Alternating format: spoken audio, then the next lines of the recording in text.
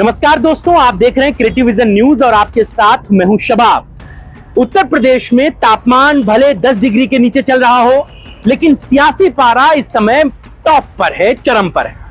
उत्तर प्रदेश के एक विधानसभा सीट मिल्कीपुर पर चुनाव हो रहा है और इस चुनाव ने उत्तर प्रदेश के सियासी पारे को बढ़ा रखा है।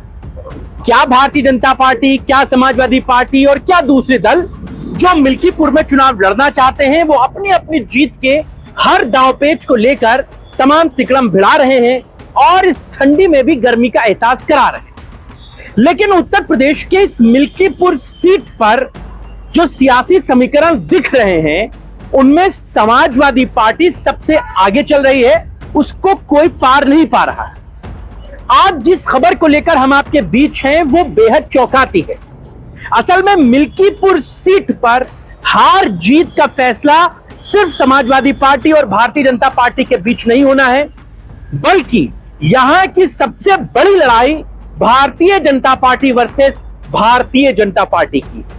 जी हां दोस्तों, आज इसी बात का हम विश्लेषण करने जा रहे हैं और यह खबर आपको बताने जा रहे हैं कि कैसे मिल्कीपुर सीट पर भारतीय जनता पार्टी में ही दो बड़े अंदर खाने आपसी द्वंद्व कर रहे हैं और कैसे मिल्कीपुर सीट भारतीय जनता पार्टी के एक तबके को दूसरे तबके से बड़ा दिखाने पर आमादा है, आतुर।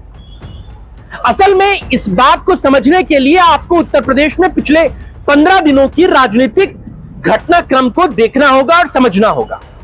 सबसे पहले उत्तर प्रदेश में अपना दल के साथ योगी आदित्यनाथ की जिस तरह तलखियां बढ़ी, जिस तरह के रस्साकशी रही, जिस तरह की राजनीतिक टकराव रहे, उस बात को आपको समझना होगा, क्योंकि उसी बात से मिल्कीपुर चुनाव में भाजपा वर्सेस भाजपा की लड़ाई की कड़ियां जुड़ रही।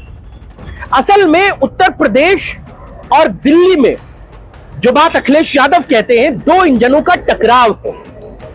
दिल्ली वाला इंजन अपनी तरफ चीजों को खींच रहा है और लखनऊ वाला इंजन अपनी तरफ चीजों को खींच रहा है। दिल्ली में कौन? केंद्रीय गृह मंत्री अमित शाह और लखनऊ में कौन?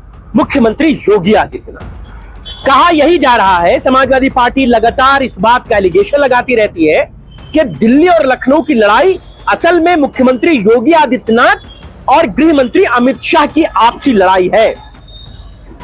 दोनों राजनेता अपने अपने खाने से एक दूसरे पर वार करते रहते हैं। कैसे, इस बात को आपको समझाने की कोशिश करता हूं। असल में नेताओं में भी बंटवारा है। कुछ नेता दिल्ली की पाले के हैं और कुछ नेता उत्तर प्रदेश लखनऊ के पाले।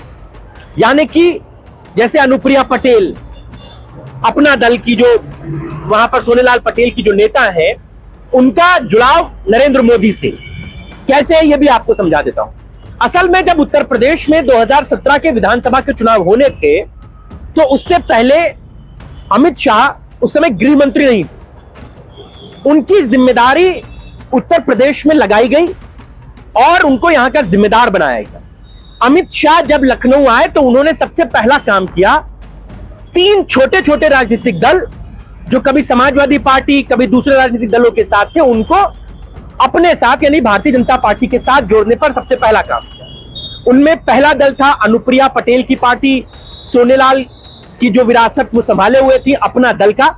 उस समय अपने दल के 2 विभाजन नहीं हुए थे, एक ही अपना दल था।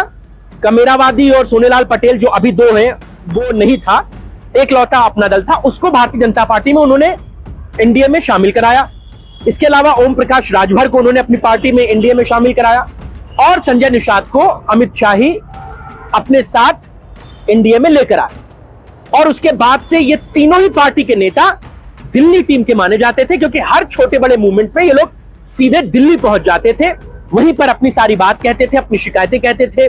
चाहे अभी के उपचुनाव में संजय निषाद को जब सीट नहीं मिल रही थी, तो भी वो अमित शाह के घर पर 7 दिन तक डेरा डाले रहे थे। योगी आदित्यनाथ से उनकी कोई बात नहीं चल रही थी और दिल्ली ने जब उन्हें मना किया, तभी वो यहां पर आके माने।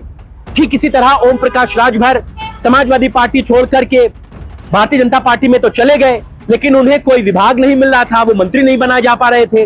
वो लगातार दिल्ली में ही डेरा डाले हुए थे, लगातार वहां पर प्रेशर बिल्ड कर रहे थे। उसके बाद उन्हें विभाग मिले, वो अल्पसंख्यक कल्याण और पंचायती राज में मंत्री बने और उन्होंने दिल्ली में अमित शाह का शुक्रिया अदा किया। ठीक इसी तरह तीसरा नंबर अनुप्रिया पटेल का था।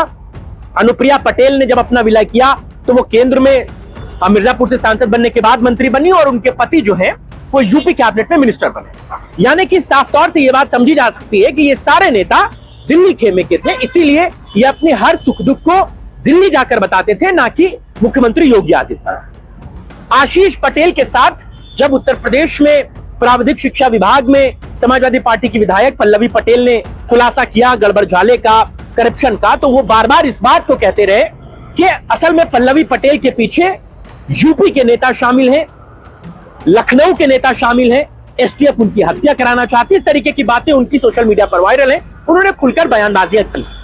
वो लखनऊ के जिस नेता का जिक्र कर रहे हैं वो असल में उत्तर प्रदेश के मुख्यमंत्री योगी आदित्यनाथ ही। और इन सब प्रकरण के बाद मुख्यमंत्री योगी आदित्यनाथ भी दिल्ली गए थे। 2 दिन पहले ही गृह मंत्री से उनकी चर्चा हुई है और बहुत लंबी चर्चा हुई है और कहा यही गया है कि इन सारे प्रकरण पर उन्होंने बातचीत की है। वहां से क्या निकल कर आया ये थोड़ा इंतजार करना है। अब यही जो रस्साकशी है वो मिल्कीपुर में भी होने जा रहे हैं। असल में उपचुनाव जब 10 सीटों के होने थे उत्तर प्रदेश में, उससे पहले जब 24 के लोकसभा के चुनाव हुए, असल में योगी आदित्यनाथ जो उत्तर प्रदेश के मुख्यमंत्री हैं वो विजय रथ पर सवार हैं और पूरे देश में उनका एक बड़ा जनाधार है, एक बड़ी फैन फॉलोइंग है और उनको देश के अगले दूसरे प्रधानमंत्री के तौर पर भाजपा ही के लोग प्रेजेंट करते हैं और कहते हैं कि मोदी जी के बाद अगर कोई देश का दूसरा प्रधानमंत्री बनेगा तो वो योगी जी बनेंगे। अगर योगी जी बनेंगे तो अमित शाह जी कहां जाएंगे? असल में लड़ाई इसी चीज की है। अब जब 2024 के लोकसभा चुनाव में उत्तर प्रदेश के मुख्यमंत्री बेहतर परफॉर्म नहीं कर पाए, भारतीय जनता पार्टी जो खिसक कर 30 से 36 सीटों पर आ गई, वो अपनी परफॉर्मेंस में नाकाम रहे। इसके बाद एक बड़ा जिम्मा, ये कह सकते हैं कि एक बड़ा प्रेशर उन पर था कि वो बाई इलेक्शन में अपनी परफॉर्मेंस को बताएं, क्योंकि अंदर खाने से ये खबरें भी थी कि कहीं ना कहीं एक बड़ा बदलाव भी हो सकता है उत्तर प्रदेश में। हालांकि उपचुनाव में योगी जी ने 9 में से 7 सीटें जीतकर ये साबित कर दिया कि वो अभी सत्ता की रेस में और दिल्ली की रेस में फुल फ्लैश में। अब बारी मिल्कीपुर की है। मिल्कीपुर को उत्तर प्रदेश का सत्ता का सेमीफाइनल कह रहे हैं। भारतीय जनता पार्टी की समाजवादी पार्टी से तो लड़ाई है ही, लेकिन मुख्यमंत्री योगी आदित्यनाथ को इस सीट को जीतना हर हाल में बहुत जरूरी है और वो इसलिए भी जरूरी है कि वो दिल्ली को ये दिखाना चाहते हैं कि जिस अयोध्या के नाम पर भारतीय जनता पार्टी पूरे देश में सियासत करती है, जिस राम मंदिर के निर्माण को लेकर वो पूरे देश में एक राजनीतिक माहौल बनाती है, वो असल में अयोध्या से हार कैसे गई। अब वो इस बात को खत्म करना चाहते हैं, जीत कर ये साबित करना चाहते हैं कि हम अयोध्या से जीतने में सक्षम हैं। और दिल्ली की जो टीम है वो उनकी हार का इंतजार कर रही है। असल में अयोध्या की मिल्कीपुर सीट पर अगर भाजपा कमजोर होती है या चुनाव हारती है तो वो चुनाव मुख्यमंत्री योगी आदित्यनाथ के ही सिर होगा, चाहे जीत हो चाहे हार हो। अगर जीत होती है तब तो वो ये बात कहने के लिए कामयाब रहेंगे कि हमने देखिए सब सीटों पर भारतीय जनता पार्टी को चुनाव जिता दिया, मिल्कीपुर भी जिता दिया। लेकिन अगर वो मिल्कीपुर का चुनाव हार जाते तो ये जान लीजिए जिन 7 सीटों को वो जीते हैं वो कोई मायने नहीं रखती। मिल्कीपुर का चुनाव बड़ा इंपॉर्टेंट है भाजपा के लिए, क्योंकि उसे ये बात साबित करनी है कि अयोध्या से वो जीतने में सक्षम है और जनता उनके साथ है। हालांकि उपचुनाव कैसे भारतीय जनता पार्टी ने पिछले जीते हैं ये किसी से छुपे नहीं है। अखिलेश यादव समाजवादी पार्टी लगातार इस बात को लेकर के भारतीय जनता पार्टी और इलेक्शन कमीशन पर सवाल उठाती रहती है। कहीं पर पुलिस वाले वोटर पर बंदूक तान के खड़े हो जाते हैं तो कहीं पर ईवीएम की गड़बड़ी की शिकायतें आती हैं।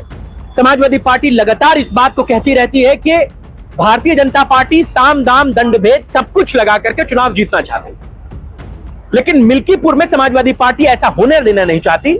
इसके लिए वो भी अपनी तैयारियों में जुटी। भारतीय जनता पार्टी के लिए मिल्कीपुर का चुनाव कितना इंपॉर्टेंट है इस बात से समझिए कि जब मिल्कीपुर का चुनाव होना था अक्टूबर से पहले, जब अनाउंस नहीं हुआ था चुनाव, मुख्यमंत्री योगी आदित्यनाथ 6 बार, जी हां 6 बार अयोध्या आए थे। यहां से हजारों करोड़ की योजनाओं का लोकार्पण और शिलान्यास करके गए थे। ये तब जब अब से 6 महीने साल भर पहले ही अयोध्या में राम मंदिर का निर्माण हुआ, उस समय बेहतरीन निर्माण चल रहा था, सड़कें बन रही हैं, मंदिर के आसपास का निर्माण हो रहा है, कॉरिडोर बन रहा है, सब कुछ बन रहा था। बावजूद उसके हजारों करोड़ की योजनाओं का उन्होंने नए सिरे से लोकार्पण और शिलान्यास किया। जनता के बीच ये बताने की कोशिश की कि हम डेवलपमेंट के मुद्दे के साथ भी अयोध्या के लोगों के साथ हैं। लेकिन अयोध्या की इस मिल्कीपुर सीट का जो मिजाज है उसे भी आप समझ लीजिए कि 22 के चुनाव में अवधेश प्रसाद पासी जरूर जीते, लेकिन ऐसा नहीं है कि यह सीट हमेशा समाजवादी पार्टी की ही रही। 22 से पहले जब 17 में चुनाव हुए तो यहां से भारतीय जनता पार्टी के गोरखनाथ चुनाव जीत गए। 2017 से पहले 2012 में जब चुनाव हुए तब भी अवधेश पासी वहां से चुनाव जीते थे। 2012 से पहले 2007 में जब चुनाव हुए तब बहुजन समाज पार्टी वहां से चुनाव जीत गई। यानी कि सत्ता के साथ यहां के लोग जाते रहते हैं, लेकिन बावजूद इसके अवधेश प्रसाद पासी 22 में जीतकर उन्होंने इस रेखा को खत्म किया है कि सत्ता के साथ ही अयोध्या के मिल्कीपुर के लोग जाते हैं। उन्होंने ये साबित किया कि जनता उनके साथ है। तो समाजवादी पार्टी के साथ तो भारतीय जनता पार्टी की लड़ाई है ही, बावजूद इसके Bharatiya Janata party versus Bharatiya Janata party की भी लड़ाई यहां पर बड़ी दिलचस्प है। हर नेता, भाजपा का बड़ा नेता दूसरे नेता के टकराने, गिरने का इंतजार कर रहा है। वो इंतजार कर रहा है कि जिसके कंधों पर एक बड़ा जिम्मा है, अगर वो हार गए तो फिर उत्तर प्रदेश में एक बड़ा बदलाव हो सकता है। इस बात के भी संकेत दिल्ली से मिल रहे हैं। फिलहाल मिल्कीपुर सीट पर जितना टेंशन समाजवादी पार्टी को नहीं है, उससे ज्यादा टेंशन भारतीय जनता पार्टी को है, क्योंकि मुख्यमंत्री योगी आदित्यनाथ के लिए मिल्कीपुर का चुनाव उनकी सियासी अस्मिता से जुड़ा हुआ है, उनकी पॉलिटिकली लड़ाई से जुड़ा हुआ है।